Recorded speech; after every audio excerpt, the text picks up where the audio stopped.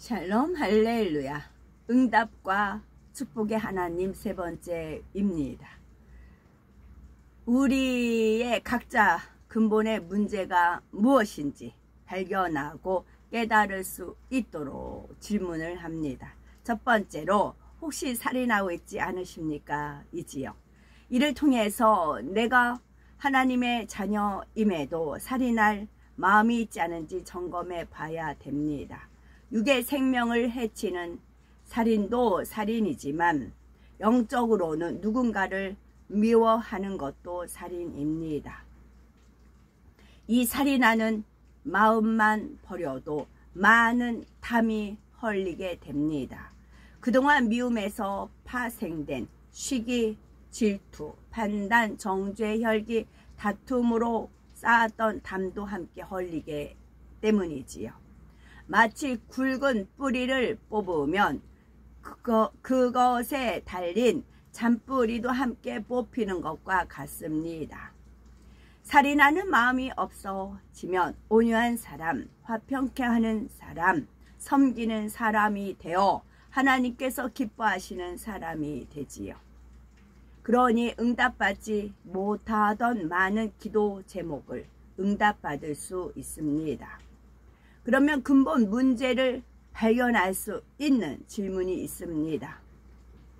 혹여 배우자 이외의 이성을 볼 때 간음의 마음이나 음욕이 일어나지는 않습니까? 입니다. 사랑하는 아내 혹은 남편이 있는데 왜 다른 이성을 보고 이런 마음을 품어야 할까요? 아직 미혼인 경우도 내가 사랑하는 대상도 결혼할 상대도 아닌데 그를 보고 정욕이 인다면 이후에 결혼할 상대에게 얼마나 미안한 일입니까? 출애굽기 20장 14절에 간음하지 말지니라 말씀하셨지요. 이는 10계명 중에서 7번째 계명입니다. 데살로니가 전서 4장 3절에서 5절에 하나님의 뜻은 이것이니 너희의 거룩함이라 곧 음란을 버리고 각각 거룩함과 존귀함으로 자기 안에 취할 줄을 알고 하나님을 모르는 이방인과 같이 세욕을 쫓지 말고 라고 하셨지요. 이처럼 하나님께서는 자녀들에게 거룩함을 거듭 강조하십니다. 그러니 간음, 음욕 이런 정욕을 다 벗고 거룩한 하나님의 자녀가 되어야 하지요. 하나님께서는 이런 죄의 속성을 행위로 나타내지 않는다 해도 이런 것을 마음에 품는 것조차 싫어하십니다. 마태복음 5장 28절에 나는 너에게 이르노니 여자를 보고 음욕을 품는 자마다 마음에 이미 간음하였느니라 말씀하셨지요. 이는 가축임을 영접하고 말씀대로 살기 위해서 힘쓰는 초신자의 경우를 말하는 것이 아닙니다. 말씀을 많이 들어서 하나님의 자녀가 이런 마음을 품는 것이 얼마나 합당치 않은 줄을 알고 신앙의 연륜, 직분도 사명도 있습니다. 믿음이 있다 하고 하나님을 사랑한다 고백도 하지요. 그러면서도 여전히 이런 정욕된 마음을 버리지 않는 경우를 말하는 것입니다. 하나님께서 싫어하시는 죄를 계속 가지고 있는 마음, 버리기 싫어하는 마음, 이것이 바로 근본의 문제라는 것이지요. 이런 마음을 변화시키지 않으면 탐이 쌓이고 시간이 지날수록 탐이 더 높아지고 응답을 가로막습니다. 물론 세상에 많은 사람은 어떻게 생각으로 오는 것까지 물리칠 수 있느냐라고 말하기도 하겠지요. 심지어 자기 남편, 아내 한 사람밖에 모르면 고리타분하다, 어리석다라고 말하는 이들도 있습니다. 디모데후서 3장 4절에 쾌락을 사랑하기를 하나님 사랑하는 것보다 더하며 한 대로 많은 사람이 쾌락을 쫓아 정욕을 위해 살아갑니다. 점점 사람의 형상을 잃어가게 되지요. 우리 눈에 보이고 들리는 세상 문화 자체가 정욕적이고 퇴폐적이니 유혹의 요소도 많은 겁니다. 그러나 우리는 하나님의 자녀로서 세상을 이기고 세상과 구별되어야 합니다. 마음에 떠오르는 비질의 생각까지 벗어버려야 하지요. 정욕을 제어하지 못해 하나님의 뜻을 거스르고 사랑하는 아내, 남편과의 신의를 저버린다면 얼마나 안타까운 일입니까? 반면에 주 안에서 남편과 아내를 마음으로도 온전히 사랑하여 서로 신뢰할 수 있다면 하나님 앞에 얼마나 아름다운 일이겠습니까? 또한 마음에 정욕이 없다면 자기와의 싸움이 없으니 참으로 평안합니다. 하나님께 민망할 일이 없으니 늘 담대히 기도할 수가 있지요. 가정을 이루지 않고 홀로 달려가시는 분들도 신랑 대신 주님 앞에 신부로 설 때까지 몸과 마음을 정결하게 지킨다면 얼마나 복이겠습니까? 아버지 하나님께서는 우리를 천국에서나 이 땅에서나 높여주십니다. 그러므로 이런 간음의 마음, 의목의 마음이 있다면 온전히 뽑힐 때까지 불같이 기도하셔야 되겠지요. 어떤 죄든 그 죄가 마음에서부터 싫어져야 벗어버릴 수가 있습니다. 기도해서 성령 충만함을 입으면 간음, 음욕 이런 마음이 얼마나 추하고 더러운지 깨달아집니다. 내 안에 이런 마음이 있는 것이 싫어지지요. 그런데 이런 간음의 분야가 특히 잘 안 버려지는 분들은 자기의 근본 마음을 발견해 봐야 되는 겁니다. 예를 들어서 만약 성장 과정에서 성에 대해서 왜곡된 생각이나 지식이 입력되었다면 그런 것을 빼내고 느낌도 바꿔야지요. 혹은 그동안 그릇된 가치관이나 생활 방식 때문에 죄를 죄로 여기지 않는 경우가 있습니다. 그러면 이제는 오직 진리의 잣대로 모든 것을 바라보면 됩니다. 나는 간음에 마음이 없다 하시는 분들도 마음을 철저히 분석해 보시기 바랍니다.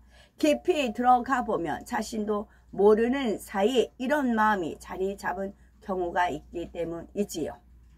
예를 들어서 동성 친구보다 이성 친구가 더 편하고 좋다거나 이성을 대할 때와 동성을 대할 때의 말투, 행동, 표정이 다른 경우가 있겠지요. 물론 이 차이가 100% 정욕에서 비롯된다는 것은 아닙니다. 다만 자신도 모르게 세상 문화에 젖어서 이성을 좋아하는 마음을 자연스럽게 여기거나 경계하지 않는 경우가 있음을 알아야 되는 것이지요.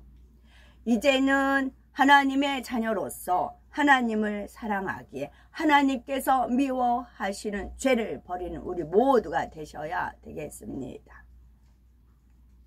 혹여 우리 마음 안에는 도적의 마음이 있지는 않은지요. 하나님께서는 도적질하지 말지니라 말씀하십니다. 10계명 중 8번째 계명이지요.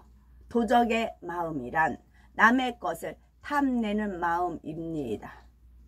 내 마음의 내 마음 저변에는 내가 수고하지 않고 취하려는 욕심이 자리하고 있습니다. 나에게는 도적질할 마음이 없는데 확신하는 분들도 한번 깊은 마음을 점검해 봐야 되겠지요.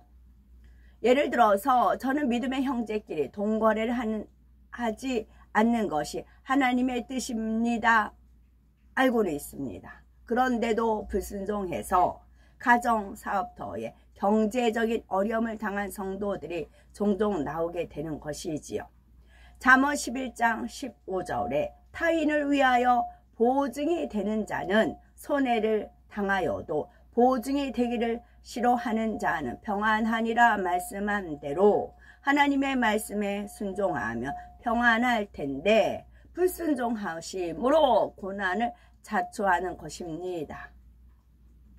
그러면 왜 알면서도 불순종하는 것일까요? 많은 수익을 올려서 교회에 힘이 되자는 유혹에 넘어가는 분들이 있을 수 있고 진정 하나님을 사랑한다면 말씀에 순종할 것입니다.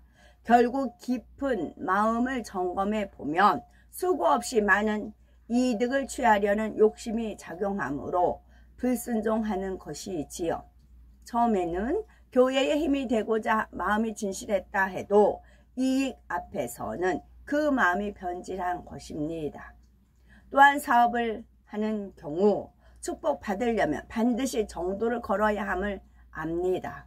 법을 어기고 불의를 행하면서 어떻게 하나님께 축복을 구할 수가 있겠습니까? 이런 마음 또한 도적의 마음이지요. 일상생활에서 일어나는 아주 작은 일이라도 간과하지 않는 우리 모두가 되셔야 되겠고, 볼펜 한 자로 종이 한 장도 아무리 작은 물건이라도 허락 없이 남의 것을 취하면 양심의 가책을 느끼는 것이 당연합니다. 그런데 마음에 감각이 없다면 그 자체가 바로 도적의 마음이지요. 더구나 하나님의 것을 함부로 취하는 마음은 하나님의 것을 도적질하는 대도적의 마음입니다.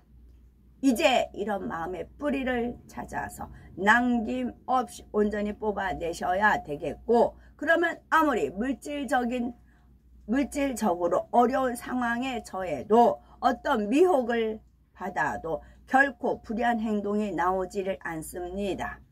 참 믿음과 신뢰를 찾아보기 어려운 이때 하나님께서 모든 것을 믿고 맡기실 수 있는 선한 청지기가 되어야 되겠지요. 이렇게 살인, 간음, 도적의 마음만 벗어도 참으로 많은 담이 헐립니다. 담대히 하나님 사랑합니다 고백할 수 있고, 응답해 주세요 기도하면 기꺼이 응답해 주시지요. 그러나 여전히 이런 비진리의 마음들을 갖고 있으면 미혹이 올 때 큰 죄로 나올 수 있기 때문에 하나님께서 안심하실 수가 없습니다. 이제는 오랜 죄악의 담을 다 헐고 마음에 아버지 하나님의 사랑으로 채우시기 바라고 근본 문제를 발견하여야 되겠습니다. 하나님과 막힌 담이 살인하고자 하는 마음, 남을 미워하는 마음, 간음, 도적의 마음, 이런 마음이 있으면 하나님과 담이 된다고요. 그래서 응답이 안 주어진다고요. 이 담을 헐어야 하나님과 응답을 받을 수가 있다는 말씀이지요. 창세기 35장에 보면 하나님께서 야곱에게 베델로 올라가 단을 쌓으라 명하십니다. 베델은 야곱이 형 에서를 피해 달아날 때 돌을 베고 자다가 꿈에 하나님을 뵌 곳이지요. 그때 하나님께서는 야곱과 첫 언약을 세우셨습니다. 야곱에게 이 땅, 곧 가나안 땅을 주시고 티끌같이 많은 자손을 주시리라 약속하셨지요. 야곱은 베개 삼았던 돌을 기둥으로 세워 기름을 붓고 하나님 앞에 서원을 합니다. 평안히 자신이 아비 집으로 돌아오기까지 하나님께서 함께 하시며 이 돌이 하나님의 전이 될 것이라 고백했지요. 야곱은 하나님의 명에 따라 또 자신의 서원을 이행하기 위해 베델로 갑니다. 이제는 혈혈 단신이 아니라 밧단 아람에서 생긴 가족을 비롯하여 많은 사람과 함께 가지요. 이때 출발하기에 앞서서 야곱은 함께한 모든 사람에게 한 가지를 명합니다. 창세기 35장 2절에 너희 중에 이방 신상을 버리고 자신을 정결케 하고 의복을 바꾸라 하지요. 그들은 순종했고 야곱에게 이방 신상과 귀고리를 내어줍니다. 야곱은 이것들을 세겜 근처 상수리 나무 아래에 묻지요. 이렇게 정결 의식을 행하자 하나님께서는 야곱 일행이 베델까지 형통하게 가서 하나님의 명을 이행하도록 지켜주십니다. 베델에 도착해서 야곱이 단을 쌓자 하나님께서 다시 야곱에게 나타나셨지요. 그리고 처음 베델에서 주신 모든 언약을 상기시키시고 다시 한번 굳게 언약하십니다. 이제 우리도 정결의식을 행하고 곧 근본의 문제를 해결하고 거룩한 마음의 성전을 이루어서 더 아름다운 예배를 드릴 때입니다. 하나님께서 우리를 부르신 이유는 무엇일까요? 단순히 개인적인 축복만 주시려는 것이 아닙니다. 모든 사역을 창대하게 이룬 후에 영광의 성 새 예루살렘을 얻도록 부르셨지요. 그런데 혹여 더디 변하는 내 자신의 모습에 낙심하여 이 언약을 잊지는 않으셨는지요. 우리는 이번 기회에 하나님께서 기뻐하시지 않는 것들을 상수리 나무 아래에 미련 없이 묻어버리시기 바랍니다. 상수리 나무는 영적으로 믿음을 상징합니다. 곧 믿음으로 기쁨으로 버리시기 바라고 하나님께서 우리에게 주신 약속을 이루기까지 형통케 인도하실 겁니다. 우리가 돌을 베고 자던 야곱과 같은 모습일 때 우리를 만나 주시고 오늘까지 인도하신 아버지 하나님, 우리와의 언약을 절대 잊지 않으시는 아버지 하나님, 이런 신실하신 아버지 하나님의 사랑을 굳게 믿음으로 오늘도 새 예루살렘 성을 침노해 나가며 전진해 나가는 거룩하고 복되고 아름다운 우리 모두가 되셔야 되겠습니다. 아멘.